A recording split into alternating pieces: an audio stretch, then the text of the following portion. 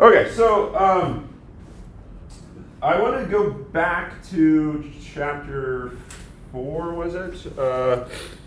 The woman of little faith, a lady of little faith. And I want to talk about that because it's going to bring up the issue of immortality, which comes back into the scene when we see Ivan talking about virtue and immortality, and it's linked up, right? So I think there's something important to see what is immortality. And I'll just give you the thesis, I think, right away.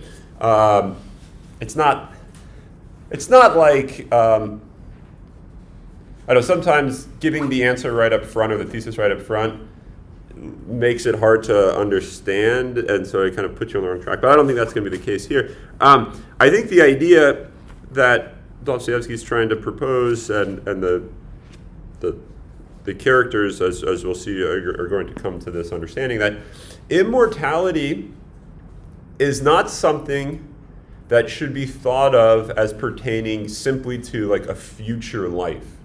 So what is the immortal life is not something that merely has to do with what's going to happen when you die. I think this also has a lot to do with like what's going on with the church-state discussion in the next book, the very next book, right? So Be It, brings up this question of the church and the state, and you get the churches, not of this world, and the one misinterpretation of that is it has nothing to do with this world, and that's not the interpretation that I think it should be given of it according to Father Zosima. And so immortality is linked up with a belief in God, and not just a belief in God, but they really come to conviction for the human being. That is the reality of God and the reality of immortality, not immorality. You got to distinguish immortality from immorality, right? So immortality, to be immortal, and the reality of God are linked up. And what is it that unites the two? What is it that convinces us of both of those things, according to Zosima? Anyone remember what that is? What is it that he tells this to Madame Holocaust? Because Madame Holocaust says, "I suffer from a lack of faith in God. No, I dare not even think of that. But life after death, it's such a riddle. No one can solve it. Yada yada yada." And so she's coming to Zosima to get some guidance on this. And what does he say? He says, you can't prove the reality of God or immortality, and then we can talk about what that means. But you can be convinced of it. And how are we convinced by immortality and the reality of God? It's through, as you see in the middle of 56, by the experience of active love. All right, so it's active love, which is what convinces one of the reality of God and the reality of the immortality of their soul. And this is why you need to distinguish the idea of love, the concept of love. The dream of love is one way that some of these characters talk about it. Love is a dream. It exists in dreams. I make all these great sacrifices in my head.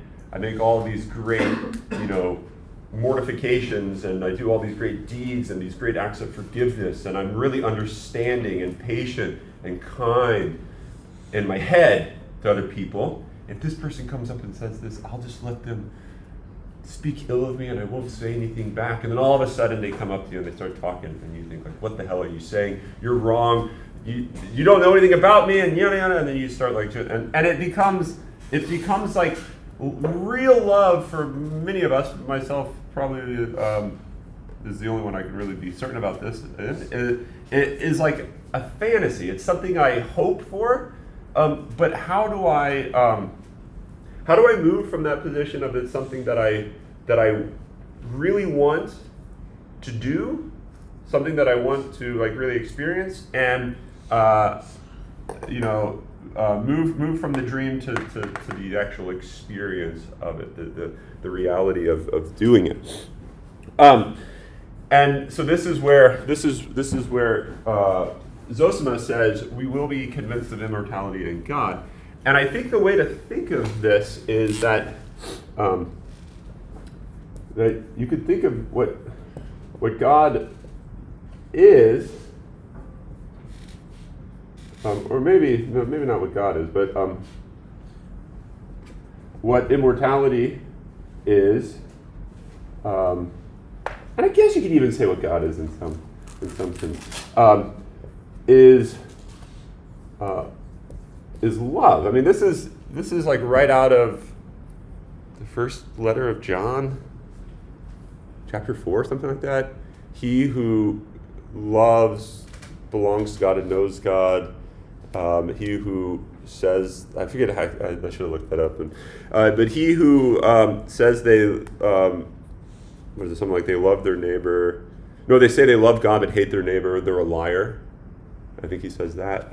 Anyway, go check out what John has to say in his first letter. I think it's chapter 4, somewhere around there. Or maybe it's 5, I can't remember. But he's linking up love with an understanding of God, an experience of God. Where is it that you love God? It's in the love of your neighbor. And I think what he's trying to say is that it's this action. This is not a feeling. It's an action, which is why he calls it active love. That action it's like an immortal, eternal action. It's the action of God. To do this is to do the thing that God does. It's almost to like share in the divine life. So to do this active love thing, which is not to think about it, but it's to actually do it, is to do something immortal. It's to partake in immortality. And it's not something like, oh, I will experience immortality later. It's that doing this action is doing an immortal action. It's to do something that's eternal. And so I think the convict, and now you could say like, that's just so dreamy and romantic, and it's a great metaphysical, theological theory. But I think what Zosima is saying is that's of course what you'll always think unless you actually do this. So you can't really prove to someone who doesn't actively love that is immortality. And so I think part of what he's trying to say is there's a difference between proving something and being convinced or experiencing something, and it's the latter, which is what moves you from ideology to the actual reality of the thing. It's like understanding it in an external way, which would be like a type of proof. Going back to like the Stoics, proving that lying is wrong isn't equivalent to internalizing it as part of your life, right? Does that make sense? Proving that God exists is not equivalent to actually, truly. I don't know a good word for it. I'll say it like this: believing that, and like that means like really, really believing that God exists. You can prove it. You can give this argument, first cause. Yeah, there's got to be a God because things move, and if things move, then they have to yada yada, and if they have to yada yada, then there has to be something that is a first yada yada, and then yada yada, and therefore God exists. And so you can come up with this really good proof for God, and you can say like, yeah, that has to be true. God has to exist. But it's as if in the practice of your life, God has no real role in it. It's like it's a fun mental game you play, but then you go and you live your life completely independent and unhinged from that fact. Does that make sense? So what exactly is it about active love that would then lead you to immortality? Like, what would I think what he's saying is in active love, you become convinced that there has to be more here than merely just like passing matter, passing just a, I don't know how you wanted to put it, like a flicker in time. It's kind of like if this doesn't have a significance beyond the particular situation here, then it's as if the particular situation here doesn't really matter. Somehow the action that you're doing is, it's kind of like it's more significant than your very existence, which is why people are willing to like give their lives for other people. I don't know, sometimes I remember childhood voices telling me passages in scripture, not like literally, it's not like, but, and what is it, like, no greater love is there than to lay down one's life for a friend, or something like that. So it's like, why would someone sacrifice their life for someone? And now, one way to think of it is, because they know in the future life they'll get it back. But it's not like, I don't think it's like this trade-off thing, like, in the moment someone's like, oh wait, they're like really, it's like they're like a really great like board gamer. I'm like, hey, if I do X, then Y will come, and that's a better, investment. It has nothing to do with like a reward.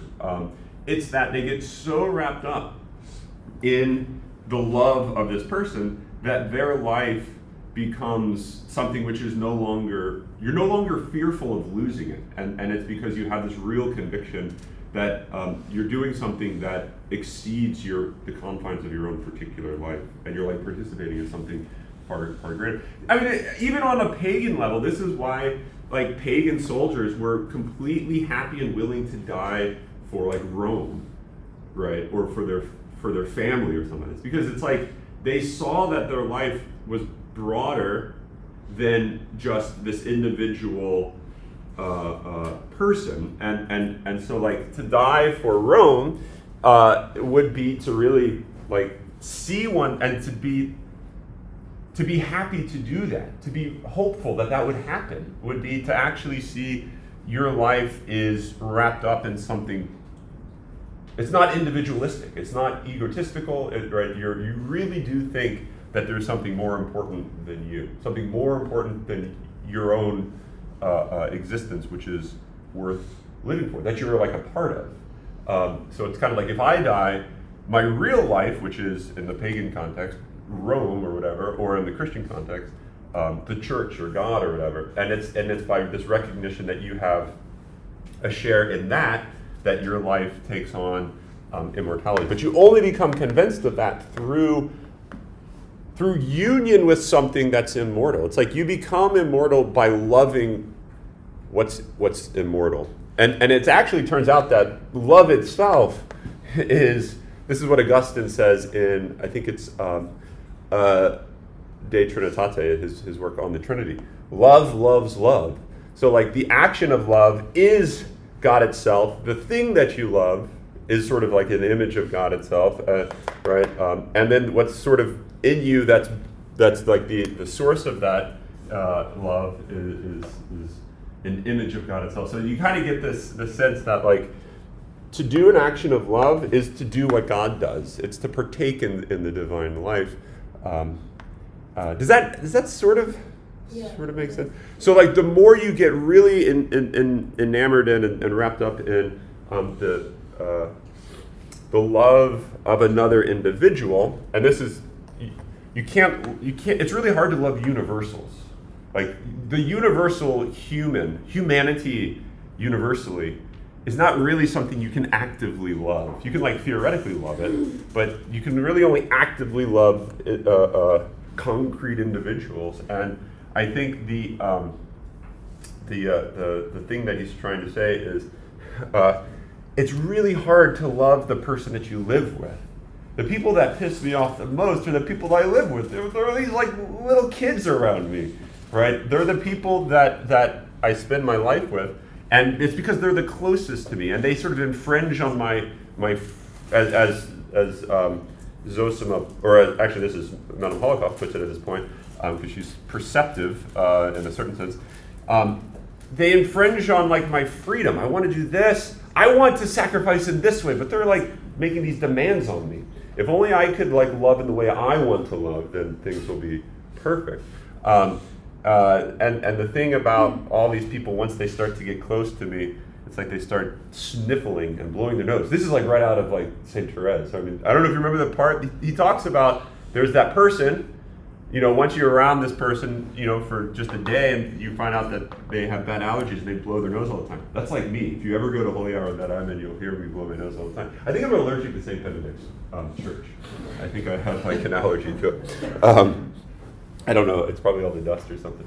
But it's like that comes in and it blocks this love, and so the person in principle who's blowing the nose you can love, but once you get really close to them, you're like, can hear the snot, and you can like just you kind of feel the tension and the resistance to them, and I think what Zosima is trying to say is you cannot confuse the dream of God or immortality with the reality of it.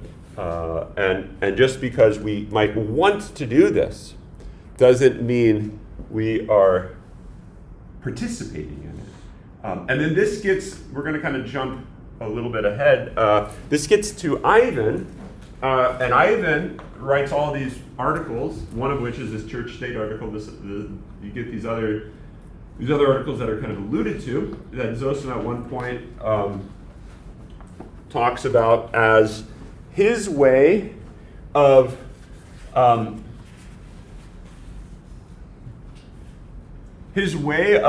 recognizing sort of the difficulty of the situation and trying to like convince himself one way or the other.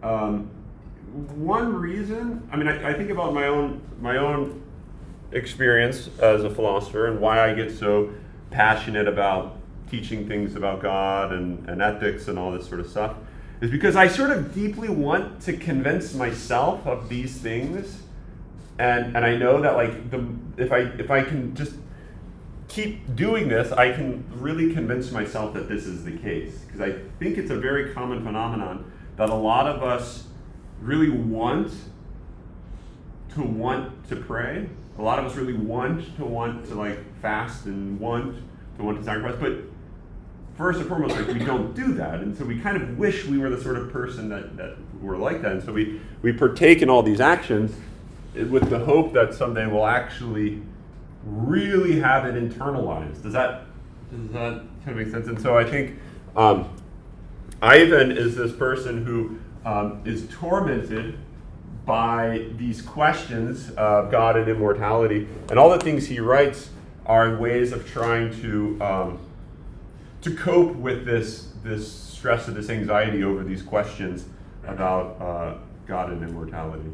And I think it's kind of analogous to the ways that we often do actions to try to convince ourselves of things that we want to be convinced of. I really want to be convinced of the fact that it's important to go to Mass every day or to pray every day.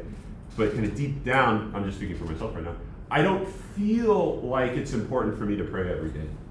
That's a confession, a public confession. Honestly, oftentimes I don't feel that's important. I want to feel that's important, but I don't. And so I kind of find myself like trying to convince myself that that's an important thing. And it's this really uneasy situation to be in. And you can say the same thing about like moral questions. I really want to feel that it's wrong to do this, or I really want to feel that this is, not just feel, but to internalize the wrongness of this, or the goodness of this, but I just don't. And so we sort of do things to try to convince ourselves one way or the other. But sometimes we just don't find ourselves completely falling one way or the other, and we kind of find ourselves in the middle. And we can kind of think we're one way or the other, even though we're not. We kind of wish we were, but we find ourselves lukewarm, right? We want to be fully convinced, but we often, or at least me, don't find myself fully convinced. And it's tormenting. It's a tormenting. We'll go back here. I just think that's interesting because I feel like this like relates to when you talked about the internal versus external. Yeah. Like in the Republic, like yeah. that was like mid Yeah. I don't remember. Yeah. 3 maybe. But Yeah. right? Yeah. No, totally. It's weird. I think it was like 3 around there. We were talking about music and physical training and musical training Yeah, and you like have to like you have the or was it that you have the internal thought but you don't make it an external like thing? Yeah. Action, right? Yeah, and we try, and this also comes up at the very end of the Republican Book 10 with the imitation. It's like having like an external imitation of something we wish was an internal reality, but it's not. And so, anyway, this is the great torment, I think, of Ivan. And so he seems to be this atheistic character, but it's like the person who's constantly, engaged in these questions and feeling the need to prove it one way or the other. That kind of indicates, maybe it doesn't necessitate, but it indicates that the question's still open. Like the real atheist would be someone who just completely thinks this is a waste of time to even be talking about this. In the past, when I've taught ethics, I've taught Nietzsche, which is always wonderful to read. But Nietzsche sort of thinks that the real like atheist sort of long term is the one for whom God is truly dead, and when God is dead, the question's dead. There's no real need to have to even disprove God. So it's like the fact that like people like Richard Dawkins, or I don't even know if Richard Dawkins is on the scene anymore. Do people know who Richard Dawkins is? No. Okay, that's fine. He used to be like one of like the big like popular atheist sort of guys that had like, this was like before YouTube stuff, but he was like this big, and he wrote a bunch of books, The God Delusion, and anyway, he was really obsessed with trying to prove atheism, which is this strange thing. Either he's just in it for a bunch of money, and he's not really interested in the question, or if he really is interested in the question, that kind of indicates that it's still this open question for him, that it's constantly something he's feeling the need to have to like prove or be convinced of. And I think what Zosima is saying is there's something great about the fact that the heart. Here, let me read this from what he says to Ivan. He actually praises Ivan, and it's a really beautiful. Here, this is on page 70. Let me just read some of this because it's worth it. So this is in the context of there's no virtue if there's no immortality, right? And so if there's no immortality, which is like saying if there's no God, because remember these are linked up for Dostoevsky and for Zosima.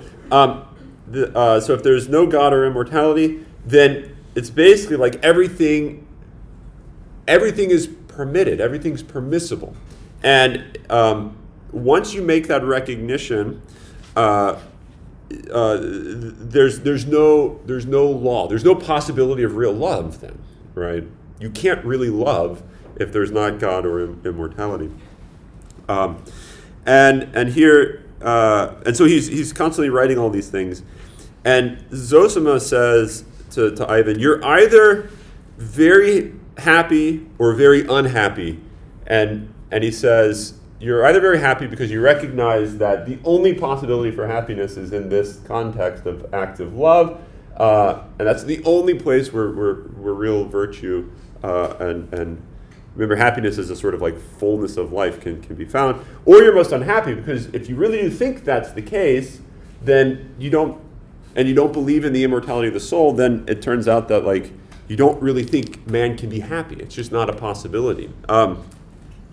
And so Ivan is kind of bouncing back and forth. And then here's what Zosima says. Ivan says, but can it be resolved in myself, resolved in the positive way? The question of God, or the question of, does God exist, does God not exist? Is there immortality, is there not immortality? Can it be resolved in myself, resolved in a positive way? That in myself, right? Like internally, can I internally come to this resolution and be fully convinced?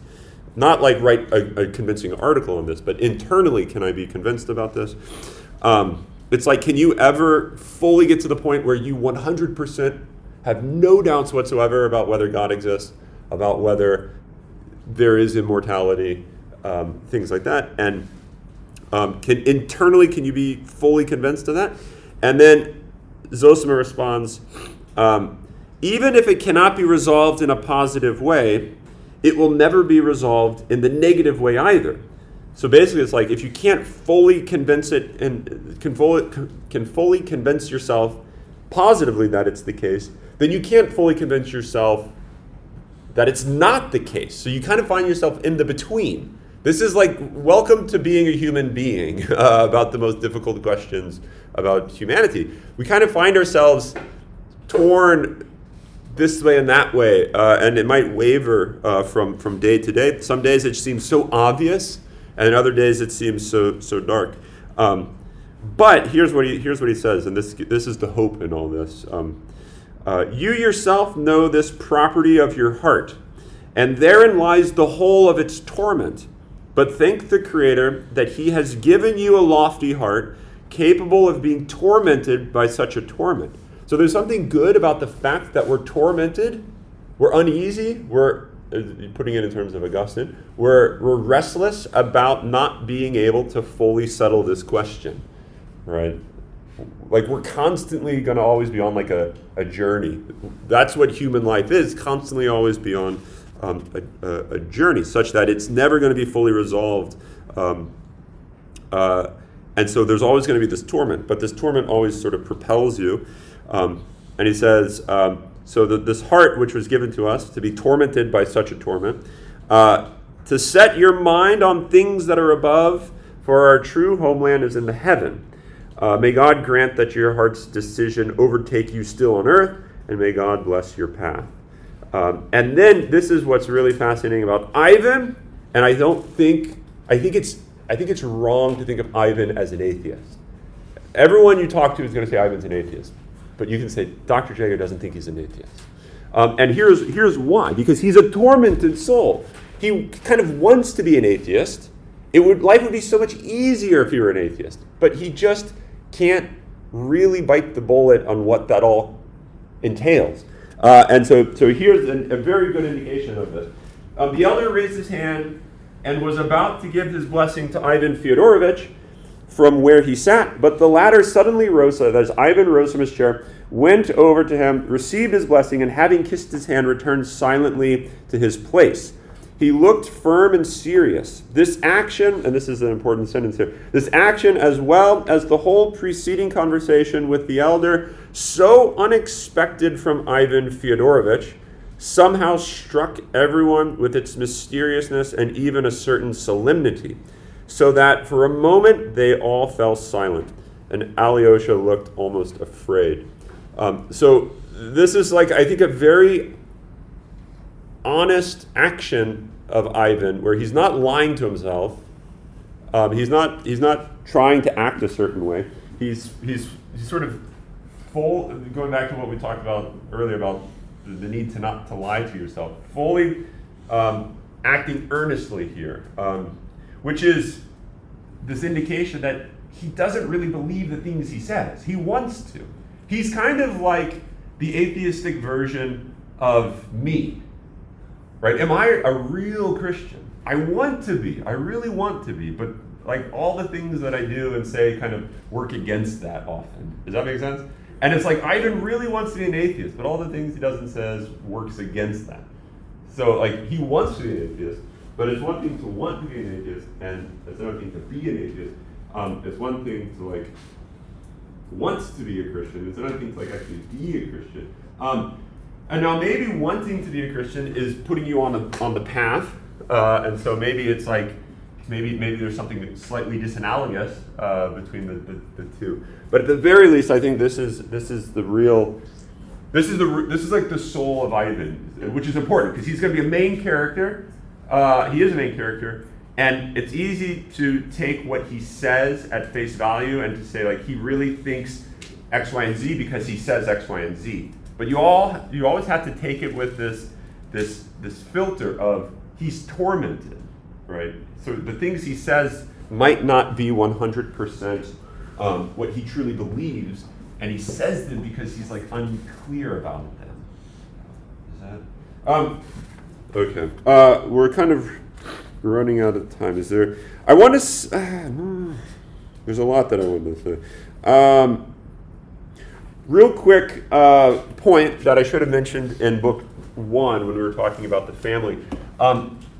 It's like the middle names, the Russian middle names, they're patronymics. It's like Fyodorovich. So Alyosha Fyodorovich Karamazov, Alyosha, son of Fyodor. Right. So it's probably not just Russian. It's probably like also an Eastern European thing. But it's basically this beautiful irony that you get all these names and they're always linking up the person with their father, so that this person is always in name linked up with their father. So it's like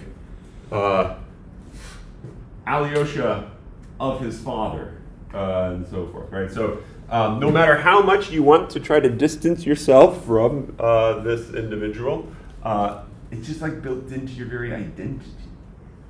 So you can't cut your father off, no matter how despicable he is, because it's like that's your identity, and that's an important thing. Okay, so worth noting, because questions of relation is also significant. Musov, what's the thing that pisses Musov off the most? Being related to Fyodor, right? Like that's like the button that if you push that, like you really get him going. He's like, it's so degrading to be related to that man. And even one of the chapters, this is something that Dmitri says, why is such a man alive? Right, as what he says to his dad or about his dad. In the chapter, A Seminarist Careerist,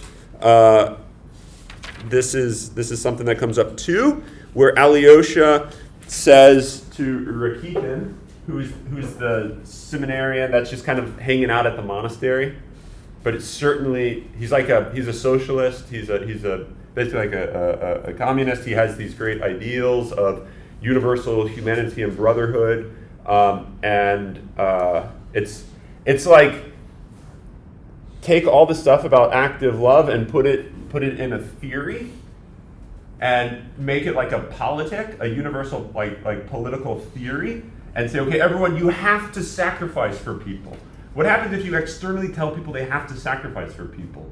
Even if they do it, it's not going to be active love, right? Does that make sense? If I tell my daughter, you have to share your brownies out of love with your brother, and she says, okay, and she does. She's doing it, but it's not out of love until it becomes this like internal thing that she wants to do this. So you can't like force this. And the thing about the critique that I think Dostoevsky's having, and at one point he mentions this, between the socialists, communists, and on the one hand, and like Christianity on the other, they look so similar because it's all about love of like all man and the sacrifice for all man.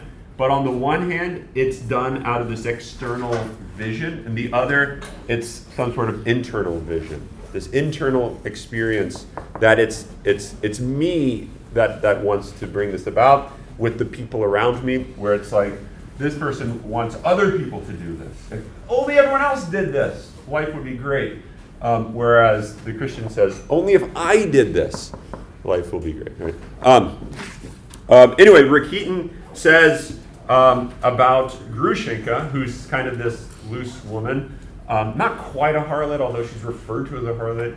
She's not, but Alyosha thinks that they're related, and he gets really annoyed. And he says, no, how could you think we're related? And so it's over and over again, you get these questions about the relation of people. I'm too good to be related to that person. That person's too despicable to be related to me, and that type of thing. Which harkens back to the thing we saw in the very first book. Okay, so we will move into book 3 on Monday.